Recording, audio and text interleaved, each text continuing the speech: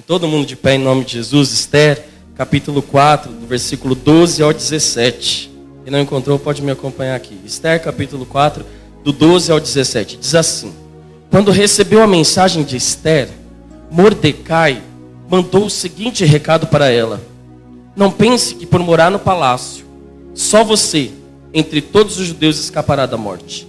Se você ficar calada numa situação como esta, do céu virá um socorro e ajuda para os judeus, e eles serão salvos.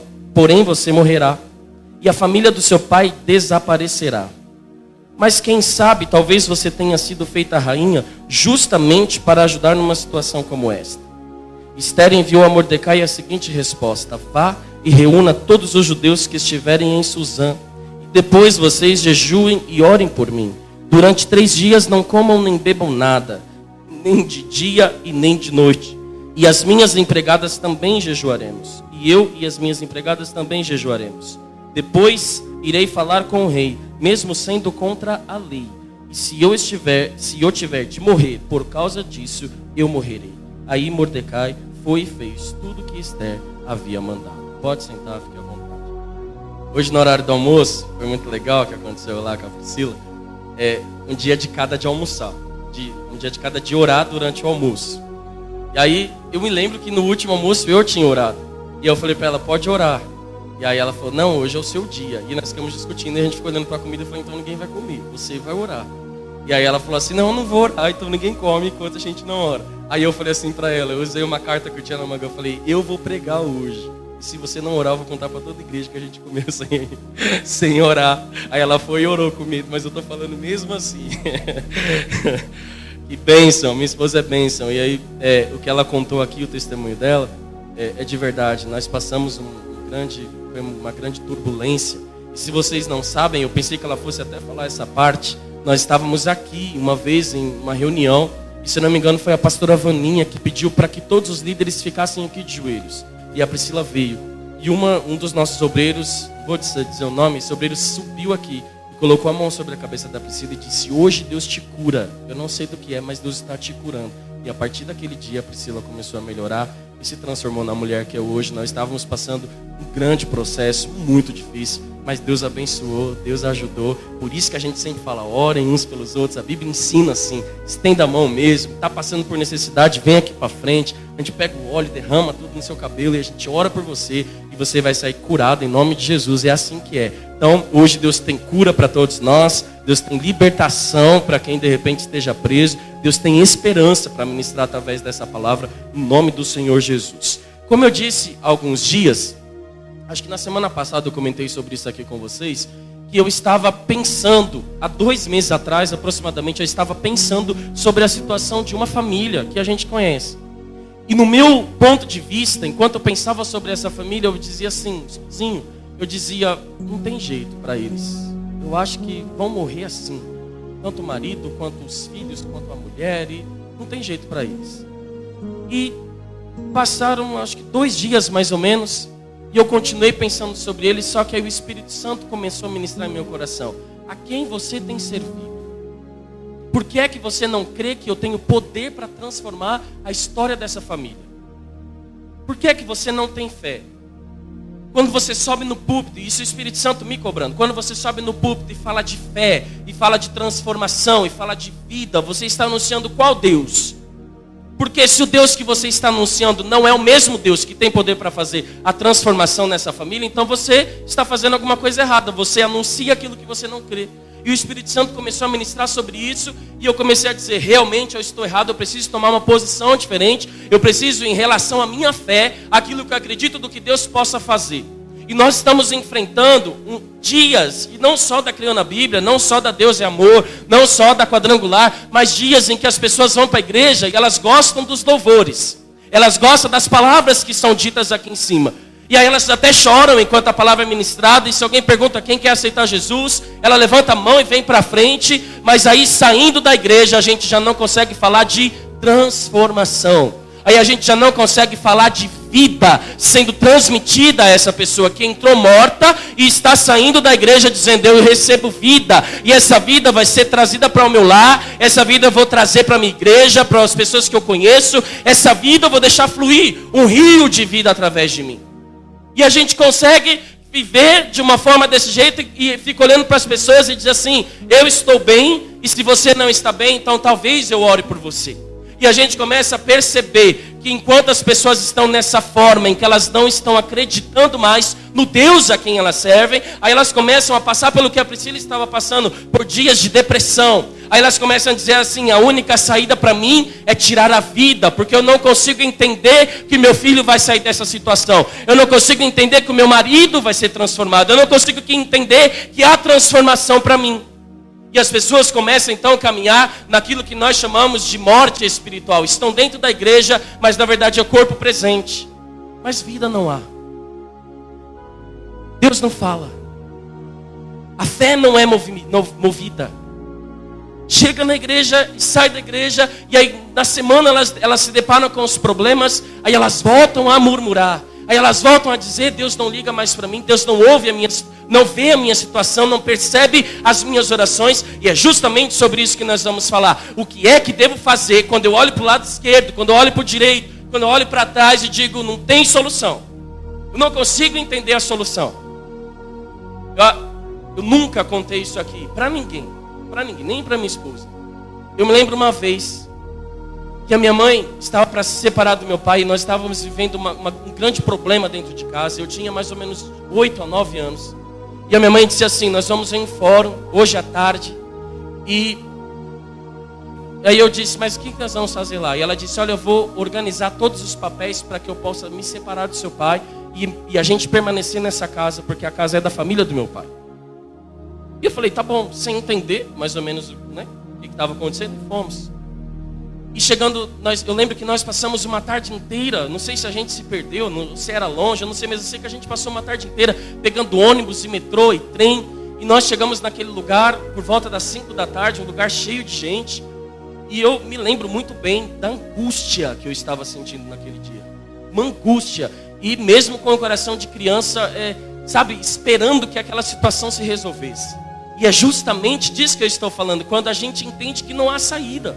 E era assim que eu estava. E eu me lembro que tinha uma escada à direita, e as pessoas estavam no lugar como se eles estivessem na galeria. E eu desci à direita, porque eu precisava chorar. Eu queria chorar, mas eu não podia chorar na frente daquelas pessoas. E eu me lembro que eu desci aquelas escadas. Tinha uns balaústres, e eu coloquei a cabeça no meio daqueles balaústres. Mas eu não consegui me conter. Eu chorei tão alto que as pessoas estavam lá em cima e começaram a olhar para baixo. E eu nunca contei isso para ninguém, porque é uma história que me incomoda demais. Porque naquele dia eu senti uma angústia que talvez você esteja sentindo. Talvez um pesar no coração que você fala assim: o que é que vai acontecer daqui para frente? Quem é que vai poder me ajudar? E é nesta situação que estava o povo de Deus aqui onde acabamos de ler. Então nós vamos entender, eu vou tentar explicar rápido aqui esse cenário. E a gente vai meditar um pouco sobre a história de Esther. O povo de Deus tinha sido escravizado pelos babilônicos. Levaram o povo de Deus. E aqui nós encontramos o povo, eles estão entre os medo-persas. O povo de Deus, o povo de Israel, eles estão entre os medo-persas. E aqui nós estamos diante do rei Xerxes, ou rei Assuero, depende da versão que você for ler. E a palavra de Deus diz que Assuero deu 6 meses de festa. Mas não é festinha como a gente tem de churrasquinho, de pão com carne louca. É festa, de verdade, 6 meses de muita festa. E a palavra de Deus diz que ele então manda trazer as melhores pessoas e as piores pessoas. Ele dá comida geral, dá festa para todo mundo. E ele faz uma festa gigantesca. E aí, para você entender, ele dá os melhores vinhos. A Bíblia diz que ele dá as melhores comidas. Ele pega taças de vinho, de prata, taças de ouro, e derrama os melhores vinhos e distribui para todo mundo. E aí, no fim da 6ª festa, dos 6 meses de festa, ele dá 1 semana de festa para comemorar os 6 que eles tiveram. Ou seja, está todo mundo muito embriagado, está todo mundo muito feliz e curtindo a festa do reinado. E diz a palavra de Deus que a rainha Vasti, que é a esposa de Xerxes, também está dando uma festa para as princesas. E eu vou tentar correr aqui. Aí Xerxes quer anunciar para todo mundo, ele já não basta os tapetes que ele tem, não basta as luzes que tem, não basta tudo, a cortina de ouro. A Bíblia diz que é uma grande decoração fina. Já não bastasse tudo isso, Xerxes diz assim: manda trazer Vasti, porque ela é muito linda e eu quero apresentar para as pessoas que estão aqui. E ele manda um recado, e Vasti então diz, para quem conhece, que é que Vasti diz? Não vou. Não vou. E a palavra de Deus diz que o rei fica muito irritado com isso, fica muito chateado, e ele procura os conselheiros. E os conselheiros então dizem assim: olha, o que Vasti fez ficou muito feio para você, rei. O que é que você deve fazer? Tire ela do reinado e coloque outra pessoa no lugar. E diz a palavra de Deus que então ele faz isso. E ele vai e manda procurar mulheres em toda a província, em todo aquele lugar, em todo aquele palácio, em todas as ruas. Ele diz: procurem mulheres virgens, mulheres bonitas e tragam para mim. Isso foi através de um conselho, e eles trouxeram, e aí Esther está justamente no meio dessas mulheres bonitas, belas, formosas. Eu acredito que a Priscila estaria também lá no meio dessas meninas. Eu até procurei lá no Google como era o rosto da rainha Esther, e aí só dá a Esther lá da Record. E eu fiquei procurando, eu falei: olha, acho que a Priscila estaria no meio dessas mulheres, mas vamos deixar essa parte para lá. E aí diz a palavra de Deus que várias mulheres lindas foram trazidas para o reino. E diz a palavra de Deus que esse que era responsável por cuidar dessas mulheres, ele se encantou por Esther. Ele acha a Esther a mais bonita entre todas elas. E a palavra diz que não só pela beleza dela, mas também pela simpatia, pelo sorriso, pelo jeito que ela é. E diz a palavra então que ele coloca ela no melhor quarto. E essas mulheres vão passar por 1 ano de tratamento de beleza. E tudo para ficar bonita para o rei. Tudo para poder se encontrar com o rei. E eles começam a anunciar: olha, quem for a mais bonita, quem for a mais bela e a mais legal, a mais simpática, a mais cheirosa, então vai ser colocada no lugar da rainha Vasti. E aí todos nós conhecemos a história. Esther é escolhida pelo rei. E no meio disso, Esther tem um primo que se chama Mardoqueu ou Mordecai, depende aí da palavra que você vai ler, da versão da Bíblia. A palavra de Deus diz que ele é primo de Esther. E Esther é uma judia que está lá no meio, mas não revelou a sua nacionalidade. Ela não disse nada, ela simplesmente estava ali porque foi escolhida. E no meio dessa confusão toda, no meio desse tratamento de beleza, Mardoqueu vai descobrir que 2 oficiais estão tentando matar o rei, estão tramando para tirar a vida do rei. E já vou te explicar porque que eu estou tocando nesse assunto. E ele então fala para sua sobrinha: olha, avisa que estão querendo matar o rei. E o rei faz uma investigação, descobre que é verdade e manda matar Bigtã e Ateres. Manda matar esses 2 homens porque estão tentando matar o rei. Só que isso não é reconhecido em público, aquilo que Mordecai fez. Mordecai salvou a vida do rei, só que ninguém ficou sabendo. O rei simplesmente disse: registrem. Havia um livro do registro, repita comigo, por favor, registro. Havia um livro e que era registrado. Aquilo que a pessoa pensa, aquilo que eu penso, e se eu não registro é simplesmente para mim. Mas quando eu penso e escrevo, eu estou querendo que a Paulinha saiba daquilo que escrevi. Quando eu penso e registro, é porque eu quero que as pessoas entendam aquilo que está registrado. E foi justamente isso que aconteceu. O rei foi salvo e isso foi escrito, mas não foi reconhecido diante do público. Diz a palavra de Deus que então o rei levanta um homem chamado Amã e coloca Amã como primeiro-ministro daquele lugar. E o próprio rei vai dizer assim: todos os que se encontrarem com Amã, todos os funcionários do meu palácio que se encontrarem com Amã devem se prostrar. E aí nós encontramos um homem dizendo: eu não farei isso, eu não me prostrarei. Mordecai. E Amã fica tão irritado com isso, fica tão injuriado, porque toda vez que ele passa, as pessoas começam a comentar: por que Amã não se prostra? Por que Mordecai não se prostra diante de você, Amã? Eu tenho que me prostrar, ele também tem, fulano também tem, só ele que não. E Mordecai então chega diante do rei, e nós conhecemos a história. Tem um tratado, e dentro desse tratado há um decreto: todos os judeus deverão ser mortos. Pense você, é como se todos nós aqui fôssemos para um outro país, para a Itália, por exemplo, que nós estivéssemos, sei lá, na Itália, vamos dizer isso. E lá na Itália, alguém vai dizer assim: todos os brasileiros que estão aqui deverão morrer no dia 29 de outubro de 2017. Então, por onde se passava, tinha essa lei e esse decreto anunciado: todos os brasileiros deverão morrer. E diz a palavra de Deus no capítulo 3 e no capítulo 4 que há choro. Nós temos pessoas chorando. E a Bíblia vai dizer que Mordecai então rasga suas vestes, coloca cinza sobre as suas cabeças, sobre a sua cabeça, e ele começa a dizer: para nós não há mais jeito, nós morreremos. E diz a palavra de Deus que então todas as pessoas que são judias, todos os judeus daquele lugar estão dizendo: para nós acabou, morreu, nós morreremos. E quando nós estamos diante dessa situação, o que fazer? Quando você olha para um lado e não vê saída, você olha para o outro e não vê quem possa te ajudar, você fala assim: simplesmente acabou, simplesmente não vai dar mais. Eu tenho uma frase aqui que eu peguei na internet de alguns navegantes do século XIX. Eles diziam assim: quando a necessidade é grande, olhe ao redor, a providência está próxima. Eles diziam assim: quando a necessidade é muito grande, olhe ao redor, a providência está próxima. Nós encontramos pessoas dentro da igreja que estão passando por esse ou parecido com essa história, de que eles olham para o lado e não sabem a quem recorrer, não sabem a quem pedir. Eles dizem: o que é que vai acontecer comigo? Deus está dizendo, o mesmo Deus de Esther, o mesmo Deus da minha vida que estava comigo enquanto eu coloquei a cabeça naquele balaústre, é o mesmo Deus que está aqui para dizer: existe sim saída, existe sim solução. Eu estou vendo, eu estou te ouvindo, eu estou te acompanhando, eu estou vendo.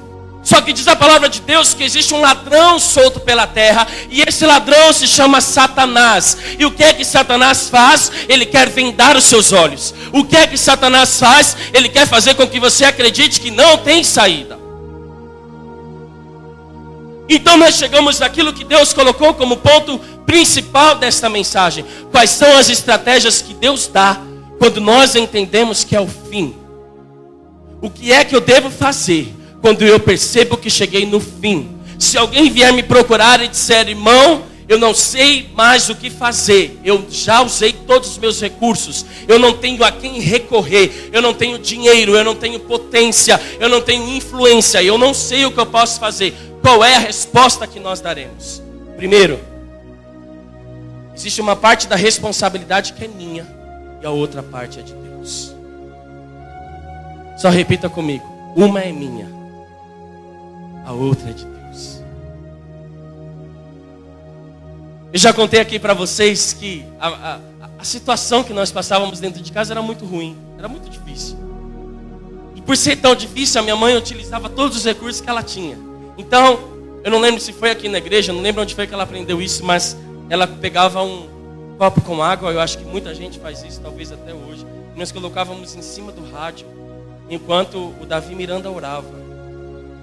E aí essa mãe fazia, né? E aí deixava ali e a gente ficava tudo em volta, esperando a hora dele acabar aquela oração, e nós bebíamos aquela água como se fosse a água mais santa do mundo e que fosse curar todas as doenças. E nós fazíamos isso, ficava ali esperando.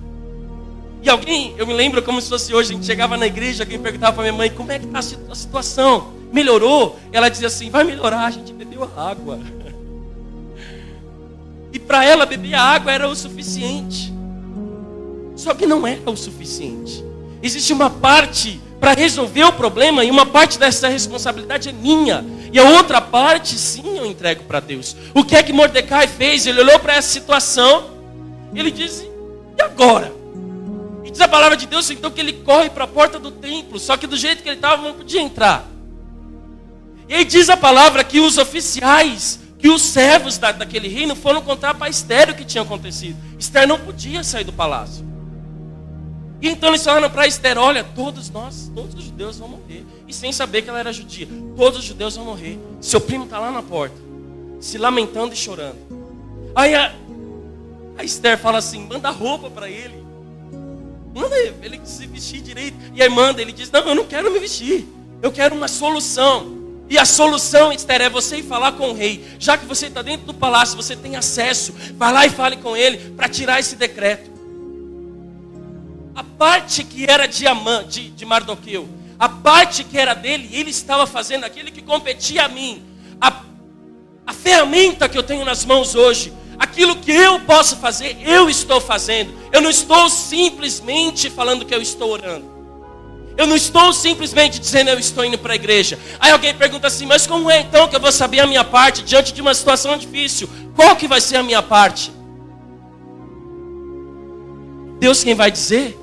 E a gente sabe que é joelhinho no chão, é rostinho no pó. E quem é vida de oração, quem tem conhecimento daquilo que eu estou falando aqui, sabe. Quem tem essa vida com Deus sabe que quando você dobra o seu joelho, que quando você põe o rosto no chão e você diz: Espírito Santo, eu preciso de uma saída, Ele dá. Quando Ele fala assim, quando você diz: Espírito Santo, eu não sei o que fazer, o Espírito Santo abre a visão. Quando você diz: Deus, eu não sei quem está do meu lado, eu não sei com quem eu posso contar, eu não tenho dinheiro, eu não tenho tempo, eu não tenho saída, mas o Espírito Santo diz: o mar vai se abrir, mas algo eu farei.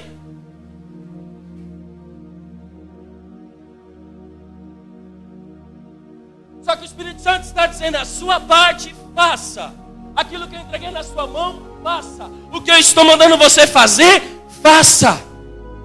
Se eu mandar você falar, fale. Se eu mandar você se aquietar, se eu mandar você sentar, sente. Se eu mandar você caminhar, caminhe. Se eu mandar você marchar, marche. Se eu mandar você gritar, grite. Mas faça a sua parte.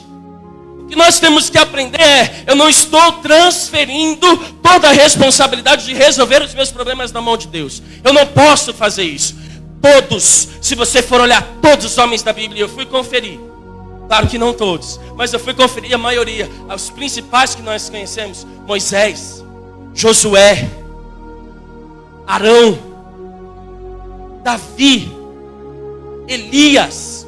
Todos eles, Deus disse: eu farei o sobrenatural, mas tem um natural que você tem que fazer. Ele fala assim para Moisés: vai falar com o rei, levante e vá. Mas, não, mas eu sou pesado de língua. Vá. O natural é você levantar e ir, chegar lá, vai jogar o cajado, vai transformar em cobra. Aí é comigo, aí eu faço. Mas a sua parte, aquilo que é natural, Deus está mandando você fazer, então faça. Só que nós temos os dois lados da moeda. Tem aqueles que não contam com Deus para nada, ou na verdade dizem que estão contando. E tem os outros que são, como dizia minha mãe, abelhudo. Sabe quando eu ia mexer? Minha mãe estava conversando com uma vizinha e ela contava uma história que não tinha nada a ver. Eu falava: mãe, você está mentindo. Isso. As mães querem morrer, não é isso, né, Vaninha? Quando um filho desmente a gente. Não é isso? A minha mãe falava: nunca me desminta, seu abelhudo. Minha mãe vivia me chamando de abelhudo. E tem alguns que são abelhudos, que são muito intrometidos, e eles dizem assim: eu faço do meu jeito, eu tenho meu dinheiro, eu tenho os meus conhecimentos, eu tenho a minha beleza, eu tenho as minhas influências, e eu vou fazer do meu jeito. Deus está dizendo: aquilo que é para eu fazer, tire a mão. Aquilo que não é para você fazer, não faça. Aquilo que compete a você, faça. E a gente vai ver na Bíblia Saul sendo um abelhudo e querendo fazer aquilo que ele pensa, e desobedecendo a voz de Deus. Então Deus levanta Samuel, e que chega diante de Saul e diz: diante de ti passará o teu reinado rasgado. Eu rejeito o teu reinado e colocarei um no seu lugar melhor do que você. O que é que Deus está nos ensinando? O que é que Deus está falando? Quando você se intrometer naquilo que é para Deus fazer, Deus vai dizer: comigo não se brinca. O que é para eu fazer, deixa na minha mão. O que é para você fazer, faça. Tem limite. O que a gente precisa entender é saber se eu devo ficar do lado de cá ou do lado de lá. O que eu preciso entender é se eu devo caminhar ou se eu devo me aquietar. Mas Deus estava dizendo para Esther e para Mordecai: existe algo que eu entreguei na mão de vocês, faça. Daqui a pouco eu vou falar da parte de Esther. Você sabia que o tempo que eu fico na luta também depende de mim? Preste muita atenção. O tempo que você permanece na guerra também vai depender de você. Quando você não faz a sua parte, quando você deixa as coisas rolarem e rolarem, e como dizem por aí, vão empurrando com a barriga, deixa acontecer, uma hora Deus vai se levantar. Deus está dizendo: você só está nesse redemoinho justamente porque você não toma uma posição. O que é que nós aprendemos até no meio evangélico? O que é que nós sempre ouvimos as pessoas dizerem? Paulinha, entre na brecha. Daniela, entre na brecha. Ô irmã Salete, se coloque na posição. O que é que está dizendo? Fique em um lugar. Fique de uma forma que o Espírito Santo possa agir. Aquilo que você tem que fazer, faça. Aquilo que Deus colocou na sua mão, então cumpra. Mas se coloque na posição. E a posição é: Espírito Santo, eu estou aqui. Aquilo que o Senhor quer fazer através de mim, faça. Aquilo que for para o Senhor bloquear, bloqueie. Mas eu estou na sua dependência.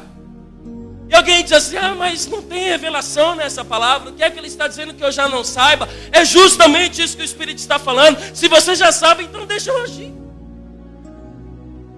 Se você já entende, deixa eu trabalhar. Diante desse problemão, existe uma parte que é sua e a outra Deus vai fazer. Simples assim. Segundo, eu não posso deixar a esperança morrer. Você já foi conversar com alguém? Você diz assim: como é que está a sua vida? A pessoa diz: derrota. Meu filho, ó irmão, ora por ele, porque meu filho é só Jesus. Aí você pergunta: mas e seu marido? Pensa no meu filho, multiplica por 2, é só Jesus. Ó irmão, não sei de onde. Você deve ouvir frase assim: não sei de onde eu tiro força para vir para a igreja. Se eu pudesse, eu ficava trancado o dia inteiro. Se eu pudesse, eu sumia. Minha mãe vivia dizendo isso: se eu pudesse sumir, eu sumia. Se eu pudesse desaparecer, eu desaparecia. E frases desse tipo são de pessoas que já não têm mais esperança. E o que é esperança? É acreditar em algo que eu não posso ver.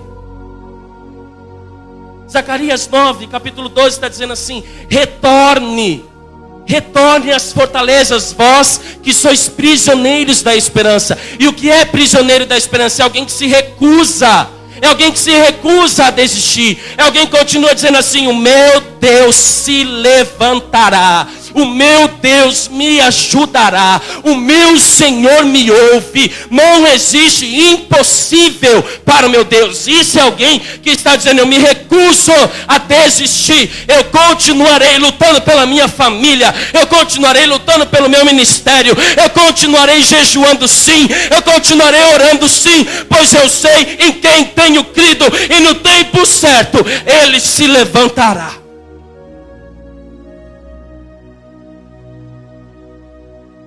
E é bonito de ver. Quando você pergunta para alguém: está bem? E a pessoa diz: sim. Hoje eu estava lá no meu quarto e a Priscila ouvindo uma canção. E quem sabe, eu acredito que quase todos aqui sabem. Cante comigo. Se Cristo comigo vai, eu irei. E não temerei, com gozo irei. Comigo vai, se Cristo comigo vai.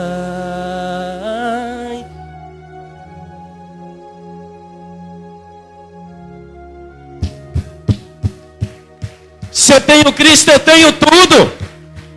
Se Ele está comigo, a esperança fica como um rio no meu coração. É uma esperança que flui, que flui, que flui. E alguém diz assim: mas eu não vejo saída. E você diz: está sim, flui. É uma esperança que flui. É o que não te deixa morrer. É o que te faz orar. É o que te faz cantar. É o que te faz saltar. Porque você diz: a esperança. E só tem essa esperança aqueles que estão firmados com o Espírito Santo. O apóstolo Paulo mesmo vai dizer isso. Romanos capítulo 15, versículo 13. Ele vai dizer assim: que o Deus da esperança os encha de toda alegria e de paz, por sua confiança nele, para que vocês transbordem de esperança pelo poder do Espírito Santo. Repita comigo: transborde. Repita: transborde. Quando alguém transborda de esperança, você vê no olhar. A pessoa está com problema dentro de casa. Ela não tem o que comer. Ela faz tempo que não compra roupa. Ela não tem carro. Vem a pé para a igreja. Mas você chega ali na porta e vai cumprimentar: a paz do Senhor. Ela dá um sorriso para você e diz: a paz esteja conosco. A paz esteja com você. E tem uma frase que o Celso diz muito aqui: só dá paz quem tem paz. Não é isso? Você chega diante de alguém que tem paz, que tem esperança. A pessoa olha nos seus olhos e diz: que a paz esteja com você, irmão. Cadê a irmã Noemi? Acho que ela não veio aqui. Ela abraça a gente e diz: que Deus te faça muito feliz. Que Deus continue cuidando de você. E ela dá um cheiro na gente, ela dá um abraço na gente, fala que Deus te faça muito feliz essa semana. E a gente ouve essa frase de alguém que está transbordando de esperança. É alguém que diz assim: eu sei em quem eu acredito. Eu tenho crido no Deus de maravilha. Ele fez a vida do meu irmão, Ele fez a vida da minha irmã, está fazendo na minha e vai fazer na tua. É alguém que está cheio de esperança. E o que é que leva Mordecai para a porta daquele castelo se não foi a esperança? Eu não posso deixar a esperança morrer. Não posso deixar a esperança morrer. A gente jogava bola lá no Zenaide. E era handball. E eu, como ruim que sou para qualquer esporte, no vôlei eu não me dou bem. No futebol os meninos pedem aqui para eu jogar, ruim que só. Nada, não sei jogar nada. E no handball não era diferente. A bola chegava na minha mão e você faz o gol com a mão, não é isso? Aí você vai lá correndo e tem que dar um salto. Não pode jogar a bola assim, com os pés no chão. E eu pulava todo torto e jogava a bola pro outro lado. E o professor ficava assim.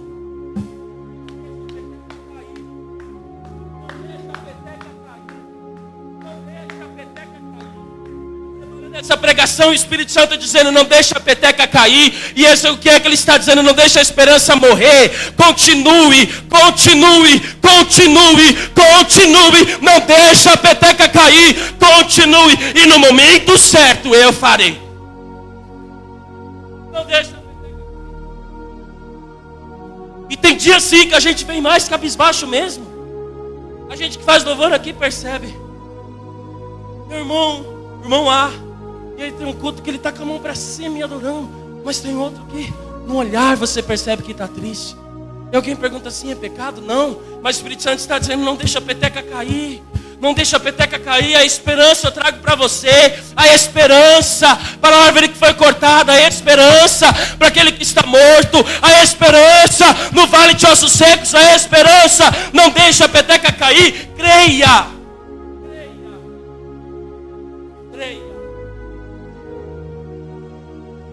Quando alguém perguntar como estão as coisas, ótimas. Confio no meu Deus. Deus que fez no passado é o Deus que faz no presente, e o futuro está na mão dele. Se Cristo comigo vai, eu irei. Terceiro, o medo pode paralisar e impedir que eu viva o milagre. Já viu gente com medo? A Priscila brinca comigo que eu sou medroso. E eu assumo. Eu morro de medo de cachorro. E quantas vezes a gente namorava e não tinha carro, e na rua da Angelita, da irmã Angelita, parece um canil. E era o caminho que eu tinha que ir para casa da Priscila. E às vezes acabava o culto, ela com a bolsinha, salto alto. E a gente dava a mão, né? Dava o braço um pro outro. E ela descendo toda assim. E eu já olhando para os cachorros. Quando vinha, irmão, eu colocava a Priscila de salto e tudo na frente do cachorro. E ela daqui, não é isso? Colocava porque eu tenho medo. E eu não sei o que eu faço para esse medo passar. Mas é um medo que não vai interferir nas coisas espirituais. Só que presta atenção no que acontece. Mardoqueu fala para Esther: vai falar com o rei. Só que ele não pode falar, né, direto com Esther. Tem um interlocutor. Tem alguém entre eles. E aí o homem, eu ia falar o cara, o homem fica como o aviãozinho. Então ele chega no Mordecai fala assim: ó, vai lá e fala para ela que ela tem que falar com o rei. Aí ele chega: olha, o primo lá falou que você tem que falar com o rei e pedir nosso favor. Aí ela fala assim: ó, diga para ele que você conhece a lei, eu conheço a lei, todo mundo conhece a lei. Já faz um mês que o rei não me chama. Se eu tiver que falar com o rei, se eu for lá me apresentar para ele, eu vou morrer. A não ser que ele estenda o cetro. Se ele estender o cetro para mim, então eu posso conversar com ele. Mas e se ele não estender? Aí vai o aviãozinho, né? Ó, ela disse que você conhece a lei, eu também conheço a lei, que a gente não pode falar com o rei. Aí ele pega e fala assim: então vai lá falar com ela. Dá o seguinte recado, ele faz uma ameaça espiritual. Olha o que ele fala para ela. E aí na sua Bíblia, no capítulo 4. Ele: não, mas agora não, depois. Aí Yara é apressada que só. Aí ele fala assim para ela: Esther, o soldado vai lá e dá esse recadinho assim para ela. Esther, o Mordecai mandou dizer algo para você. E se você não fizer a sua parte, do céu virá. Se você não for falar com o rei, Deus vai fazer alguma coisa. E se Deus fizer alguma coisa e você não tiver feito a sua parte, todos os judeus serão salvos, mas você morrerá. Ele faz logo uma ameaça para ele. Aí ele chega lá, né? Ele mandou dizer que se você não for falar com o rei, todo mundo vai ser salvo, porque é certeza que a salvação virá. Eu estou falando de alguém cheio de esperança, dizendo assim, vai acontecer. Não importa se é por Esther, se é pelo soldado, se é pelo cavalo, vai acontecer. E aí ele fala assim para ela, se você não fizer a sua parte, todos os judeus serão salvos, mas você morrerá e a história do seu pai vai acabar. Aí a Esther manda o aviãozinho de volta, né? Então fala assim para ele, é para colocar todo o povo em jejum e oração, porque aqui dentro do palácio, eu e as minhas servas também oraremos e jejuaremos, e eu vou falar com o rei, e se tiver que morrer, então que eu morra. E que nós estamos falando de alguém que entende o campo espiritual, alguém que sabe aquilo que está acontecendo, alguém que diz, se eu não fizer, do céu virá. Se o seu irmão não fizer, do céu virá. Se o pastor não fizer, do céu virá. É aquilo que Mardoqueu está dizendo. É alguém que está dizendo, eu me recuso a desistir. A esperança toma conta do meu interior. E eu sei que Deus fará. Eu sei que Deus se levantará. E por que é que Esther não está querendo falar com o rei? Porque está com medo. Medo do quê? Medo de morrer. O medo não pode te paralisar. Eu não gosto muito de fazer isso, mas só uma vez, vai. Olha para quem está do seu lado e fala, ô irmão, o medo não pode te paralisar. Não pode. Não pode. E tem situação em que nós olhamos para o lado e a gente diz assim, e agora? E agora? Eu tinha mais 3 tópicos aqui para falar, mas eu prometo que eu vou encerrar rápido. Olha o que Mardoqueu fala para ela. Vai falar com o rei, porque quem sabe, e eu sinto até um tom de ironia. Ele fala assim, quem sabe você não está aí no castelo, justamente para quando acontecer esses problemas você puder fazer a sua parte. Sabe o que eu entendo? Se você olhar para trás, você também vai entender que os problemas que você está olha, presta atenção. Os problemas que você está enfrentando hoje, Deus já estava te preparando lá atrás. E Deus já vinha trabalhando com você. Deus já vinha te mostrando, Deus já vinha abrindo a visão, abrindo entendimento, usando pessoas, para que quando você estivesse dentro desse problema, a situação pudesse ser da maneira melhor e mais rápida possível. Sabe qual que é o nosso problema? A gente está sendo trabalhado aqui atrás, Deus está falando, e a gente está com os olhos vendados, e está só caminhando com os olhos vendados. Quando chega diante da situação que a gente abriu, ele diz, e agora? Só que Deus diz, lá atrás, eu já estava trabalhando, lá atrás eu já estava te ensinando, lá atrás eu já levantei servos, lá atrás da palavra está falando com você. Abra os olhos espirituais e passe a enxergar além do natural. Ele estava dizendo para Esther, você ter sido escolhida, você ter ficado em 1 ano de tratamento, você está dentro do castelo, você tem direito, você tem portas abertas, vá procurar o rei.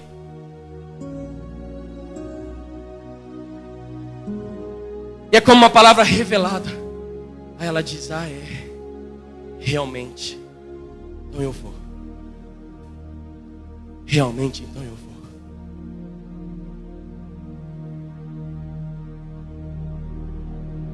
Tem mais 2 coisas que eu queria dizer.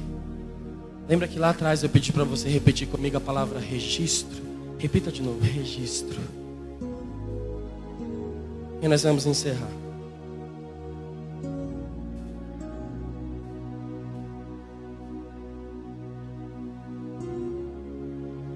Eu não sei se você já teve essa sensação de que você faz, se doa, se entrega, luta. Aí você fala assim, mas não tem recompensa. Sabe quando você fala assim, eu trabalho, mas não está dando em nada. Eu já senti isso. Você fala, eu estou me doando e parece que é à toa. Parece que ninguém reconhece, parece que ninguém vê. E diz a palavra de Deus, então, que Mordecai salvou a vida do rei.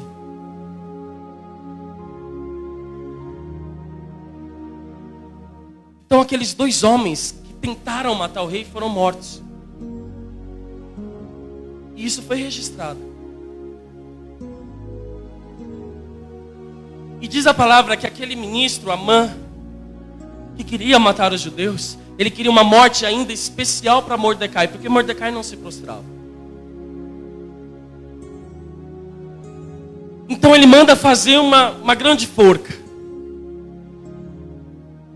E porque foi sua mulher e seus amigos que mandaram ele fazer, que deram esse conselho. Constrói uma forca. Mata esse cara na frente de todo mundo. E ele chega diante do rei e fala, rei, podemos fazer? Pode, faz a forca aí. Só que diz a palavra de Deus que na mesma noite, preste atenção, no agir de Deus, como diz algumas pessoas, preste atenção no manto. O rei não consegue dormir. Então ele chama os soldados e fala assim, pega aí o livro do registro.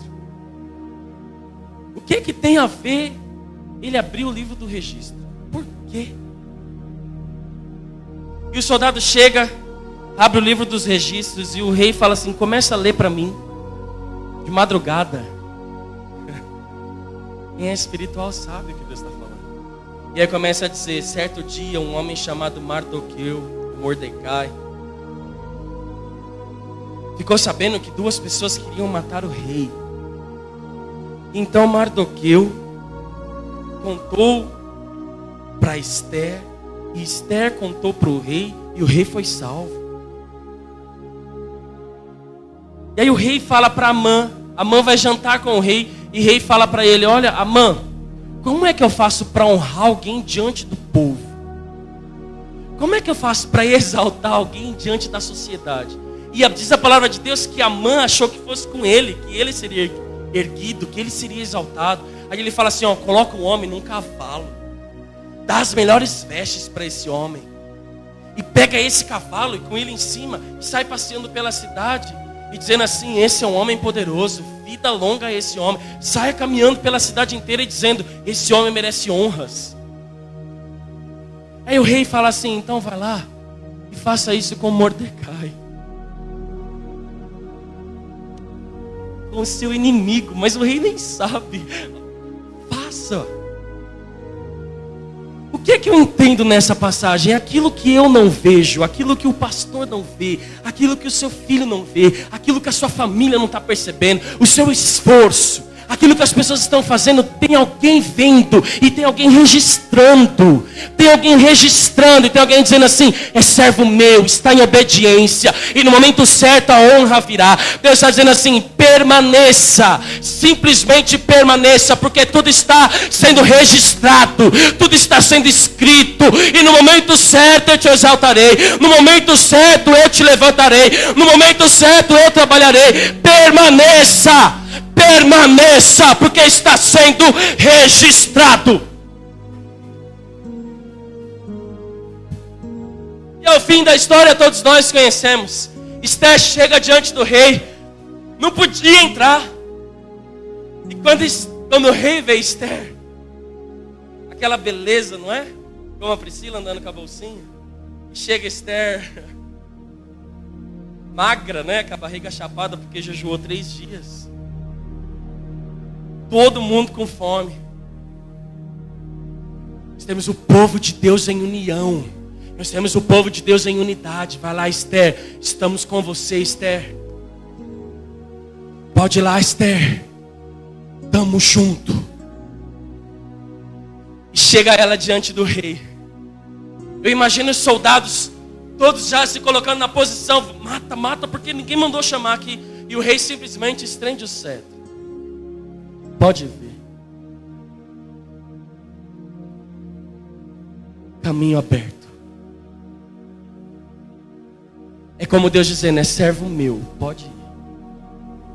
Ah, mas a lei diz, caminho aberto. Ah, mas não pode. Caminho aberto. É o rei com o cetro estendido. Pode ver. E aí quando ela chega diante do rei, diz a palavra que ele diz uma frase para ela: ó Esther, se pedires até metade do reino, então lhe darei. Não sei o que você veio buscar, mas se você pedir metade do reino, eu lhe darei. E aí não quero falar do Amã, que morre, que ela pede para matar ele na própria forca que ele colocou. Não vamos falar dos inimigos, não. Vamos falar do livramento do povo de Deus. Você sabia que os judeus, até hoje, eles contam para os filhos, eles falam assim: Hitler matou mais de 6 milhões do nosso povo. Mas eles também falam: senta aqui, o Radassa. Senta aqui, tinha uma menininha que tinha o seu nome também. E ela cresceu, e ela foi usada por Deus no canal de bênção para livrar o nosso povo. Se eu estou aqui, se você também está aqui, é porque existe o Deus do livramento e que usou a vida de Esther. O rei chegou diante de Esther, então disse assim: o decreto está tirado, o decreto está terminado, todo o povo pode andar livremente, porque eu estou ouvindo o seu pedido, todos podem caminhar, e eu tiro o decreto de morte. É aquilo que Deus faz, Ele tira o decreto de morte e traz vida. Vida. Então se você está passando por uma situação difícil, é só você olhar para trás e dizer assim: por que eu estou nesse castelo? Alguma coisa Deus vai fazer. Tem uma criança daqui da igreja que fala que isso aqui é um castelo, por causa dessas janelas grandes. Ela fala que é o castelo da Barbie. E enquanto eu estava escrevendo aqui, e lembrei dessa menininha, ela sempre fala isso: olha, aqui parece o castelo da Barbie.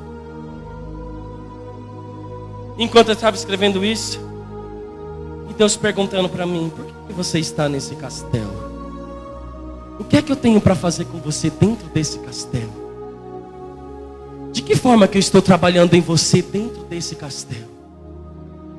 Ah, mas Deus, a situação está tão difícil, pai, eu não sei o que fazer. E Deus está dizendo assim: por que eu te coloquei aí? De que forma que eu estou trabalhando em você? Simplesmente contemple o meu livramento. Simplesmente contemple as minhas mãos. Simplesmente sinta a minha presença. Eu peço que você se coloque de pé. Simplesmente contemple o livramento de Deus. Simplesmente contemple o livramento de Deus.